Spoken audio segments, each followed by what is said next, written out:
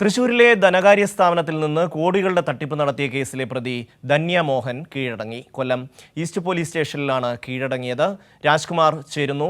രാജ്കുമാർ, എപ്പോഴായിരുന്നു ഇവർ കീഴടങ്ങിയത്? എന്തൊക്കെയാണ് മറ്റു കാര്യങ്ങൾ? അല്പം മുമ്പാണ് ഇവർ കൊല്ലം ഈസ്റ്റ് പോലീസിലെത്തി കീഴടങ്ങിയത്. തൃശൂർ പോലീസ് ഇപ്പോൾ സ്ഥലത്തെത്തിയിട്ടുണ്ട്.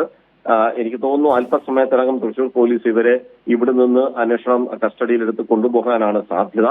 ഈ സ്വകാര്യ സ്ഥാപനത്തിലെ ജീവനക്കാരിയായ കൊല്ലം നെല്ലിമുക്ക് സ്വദേശിനിയാണ് ഇവർ. 20 കോടി രൂപയുമായി മുങ്ങിയെന്നായിരുന്നു പരാതി. വലപ്പാട് മണപ്പുറം ഫിനാൻസ് ലിമിറ്റഡിലെ ജീവനക്കാരിയാണ് ഇവർ.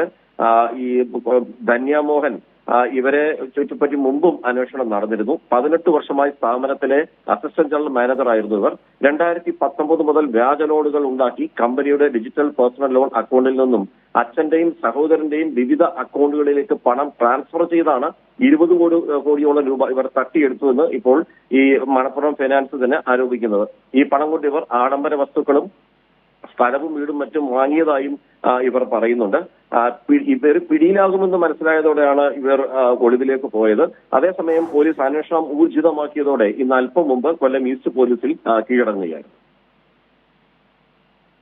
പണത്തട്ടിപ്പ് കേസിലെ പ്രതിയായ കൊല്ലം ഈസ്റ്റ് പോലീസ് സ്റ്റേഷനിൽ കീഴടങ്ങി. രാജ്കുമാറാണ് വിവരങ്ങൾ നൽകിയത്.